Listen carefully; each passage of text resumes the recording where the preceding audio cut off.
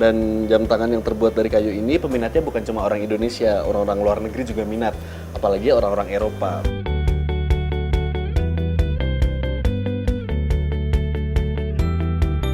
Aduh, ini patungnya kecil banget, saya aja yang lihat pusing, cuma lihat padahal apalagi yang bikin kayaknya lebih pusing.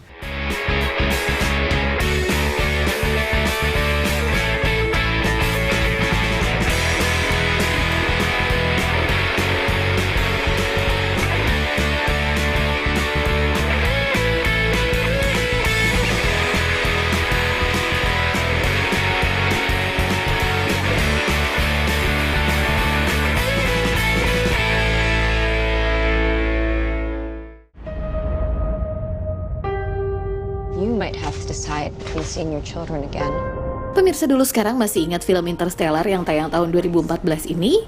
Film fiksi ilmiah yang disutradarai Christopher Nolan ini menggunakan jam tangan sebagai salah satu benda penting. You're the best pilot we ever had. Dalam film ini karakter Cooper yang terjebak dalam dimensi lain memberi pesan pada Murphy, putrinya, melalui jam tangan. Berkat pesan yang diterima melalui jam tangan, Murphy menyelamatkan warga bumi dari kepunahan akibat badai debu.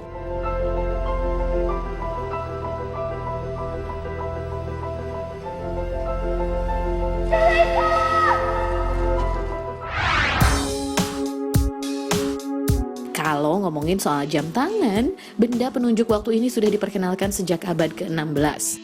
Jam tangan baru diproduksi secara massal pada akhir abad 19 sebagai pengganti jam saku yang kurang praktis digunakan pada masa perang.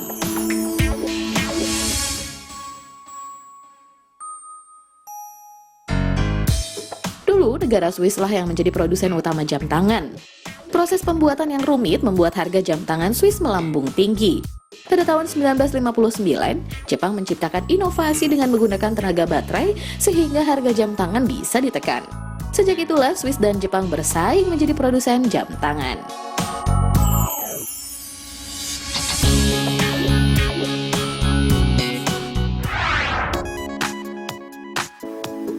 Ya pemirsa, dari dulu sampai sekarang produk jam tangan yang terkenal itu biasanya dari luar negeri. Ada yang dari Swiss atau dari Jepang. Tapi sekarang bangsa Indonesia boleh bangga soalnya ada produk anak negeri yang dijual sampai ke luar negeri. Ini dia nih, jam tangan yang terbuat dari kayu dan pembuatannya ada di Bandung. Kita lihat proses buatannya, ini dia infonya.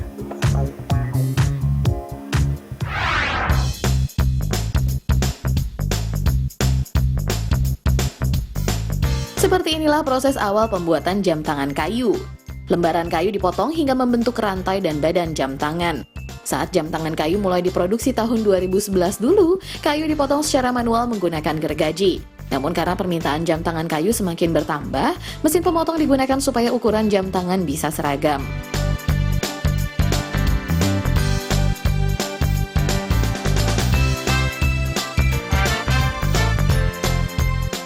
Bikinnya waktu awal nggak kayak sekarang ya, udah semi-semi pabrik gitu. Kalau dulu pertama kali bikinnya di dalam kamar. Jadi bikin 100 biji pertama kali untuk pameran, rakit sendiri di kamar. Masih sangat-sangat manual.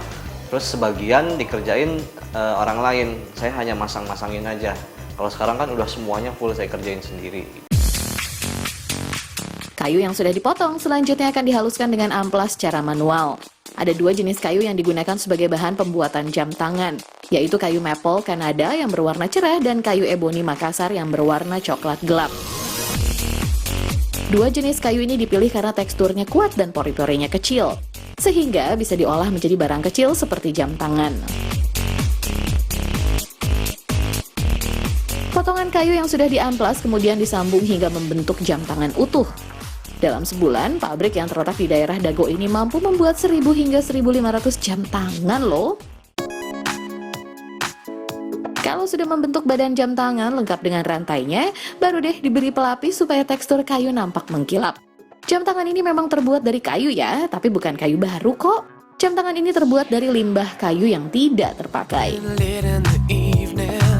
Untuk pemberian merek jam tangan ini menggunakan grafir laser. Nama yang digunakan sebagai merek jam tangan ini pun terinspirasi dari nama tanaman khas Papua. Nama matoa dipilih dengan harapan produk asli Indonesia ini bisa kokoh seperti pohon matoa dan dikenal dunia.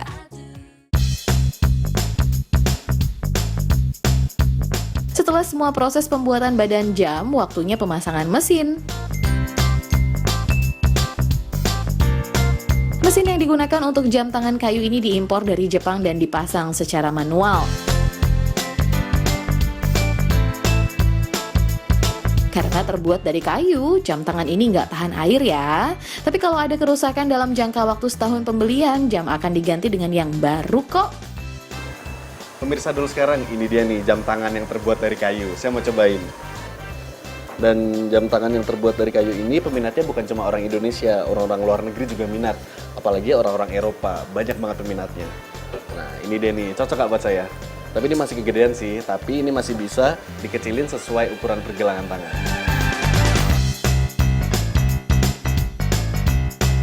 Iya, produk yang dijual secara online ini banyak diminati di luar negeri loh.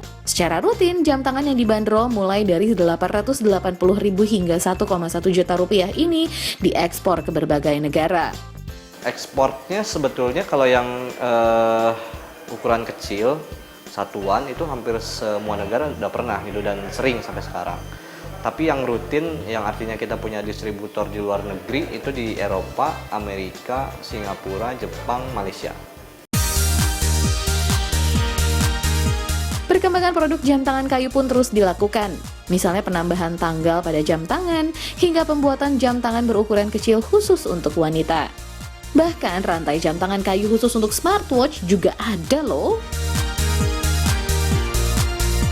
Pemirsa dulu sekarang, nggak cuma untuk jam tangan ya, kacamata pun bisa dari kayu. Sejak tahun 2014 lalu, kacamata kayu menjadi tren di kalangan anak muda. Pemirsa dulu sekarang, kita kan lagi ngomongin soal kacamata. Nah, ada nih produk kacamata dari dalam negeri, produksi Bandung yang diminati anak muda zaman sekarang. Ini unik karena dibikinnya dari limbah kayu. Kita lihat proses produksinya kayak apa, ini dia infonya. Bahan dasar pembuatan kacamata kayu merupakan limbah dari pabrik gitar.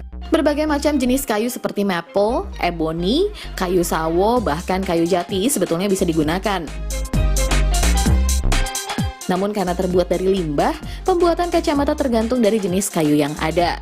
Kebanyakan kayu sono keling lah yang menjadi bahan dasar pembuatan kacamata. Dari bahan yang sudah dihaluskan, kayu akan dipotong membentuk bingkai kacamata menggunakan laser. Dalam waktu 5 menit, potongan bingkai kacamata sudah siap dipakai. Desain kacamata kayu semua dibuat secara otodidak loh. Potongan bingkai kacamata yang sudah tersedia masih berupa lembaran tipis. Supaya lebih tebal, potongan kayu ditempel hingga membentuk bingkai kacamata yang siap dirakit. Karena proses pembuatan yang serba manual, kapasitas produksi kacamata kayu sangat terbatas. Potongan bingkai kacamata dirakit menjadi kacamata utuh dengan pemasangan engsel. Karena ukurannya sangat kecil, butuh ketelitian nih buat pemasangan engsel. Engsel yang digunakan untuk kacamata ini berbeda dengan kacamata biasa. Kalau tangkai kacamata biasa bisa terbuka secara fleksibel karena bahannya lebih lentur, kacamata dari kayu lebih kaku. Makanya dibutuhkan engsel berpegas sehingga kacamata bisa terbuka secara fleksibel. Terakhir, bingkai kacamata dipasang lensa ultraviolet. Lensa bisa diganti juga kok dengan lensa cembung atau cekung sesuai kebutuhan. Nah, pemirsa, keunikan produk kayu ini bukan cuma dari kacamatanya aja. Wadahnya juga unik, misalnya nih, ada yang terbuat dari triplek, ada juga yang terbuat dari kayu segede ini, tapi dia bisa jadi lampu baca juga. Ini kalau dari segi inovasi kacamatanya, mulai digabungkan dengan bahan lain, misalnya ini kayu digabungkan dengan bahan logam yang juga dari bahan daur ulang. Selain limbah kayu, kacamata yang diproduksi di kota Bandung ini juga mulai merambah bahan lain seperti akrilik dan resin. Campuran bahan lain seperti kertas koran atau jeans juga menambah keunikan kacamata ini. Yang penting, semua bahan pembuatan kacamata merupakan limbah yang bisa didaur ulang. Secara konsepsi sih awalnya visi dari Tesmax sendiri itu ada suatu quotes, suatu tagline yang memang jadi patokan dasar dari kita semua, yaitu kita berusaha dari limbah menjadi berkah. Itu satu konsepsi yang memang dipegang terus sampai saat ini. Kacamata kayu buatan anak negeri ini dibanderol mulai dari 800.000 hingga 1,5 juta rupiah.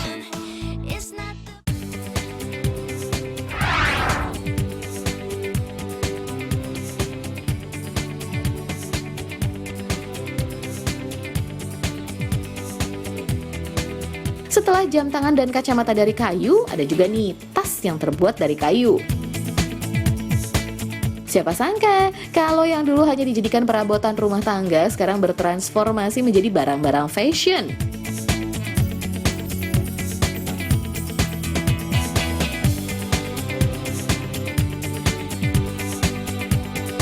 Sama seperti jam tangan dan kacamata, tas dari kayu ini juga menggunakan limbah. Limbah kayu yang digunakan merupakan sisa produksi maupun kayu dari lemari bekas.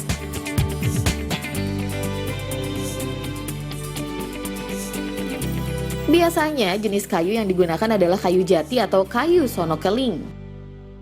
Tas kayu rancangan warga Bandung ini tadinya merupakan tugas salah satu mata kuliah. Karena masih jarang produk tas dari kayu, proyek pembuatan tas kayu pun berlanjut hingga sekarang. Karena belum diproduksi secara massal, pembuatan tas kayu biasanya menggunakan jasa tukang kayu. Dari bahan kayu bekas, tukang kayu akan mengukur dan memotong berdasarkan desain yang sudah dibuat.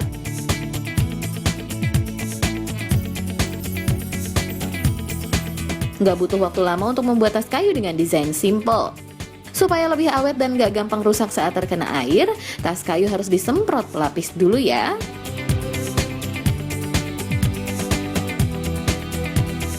Eits, belum selesai nih. Tas kayu harus dipasang tali yang terbuat dari kulit. Pemotongan dan pemasangan tali kulit pun biasanya menggunakan jasa pengrajin kulit yang banyak ditemui di kawasan Cibaduyut.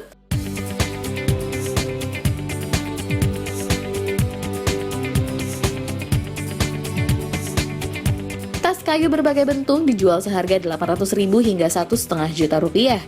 Karena masih skala kecil, tas kayu masih dijual dengan cara online baik melalui blog maupun sosial media.